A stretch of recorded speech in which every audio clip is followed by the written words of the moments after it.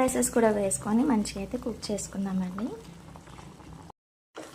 ఇదిగోండి చికెన్ అంతా మంచిగా ఇలా దగ్గరగా కుక్ అయిపోయింది కదా. ఇప్పుడు గోంగూర వేసుకుందాం.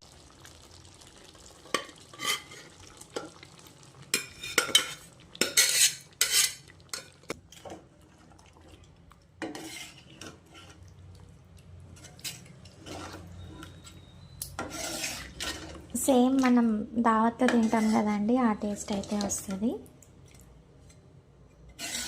ఇది ఎక్కువసేపు ఉడకనివ్వద్దండి. ఉట్టి సిమ్లో పెట్టేసి కొంచెం ఆయిల్ పైకి వస్తే బంద్ చేసుకోవాలి. స్మెల్ అయితే గుమ్మాయిస్తుంది.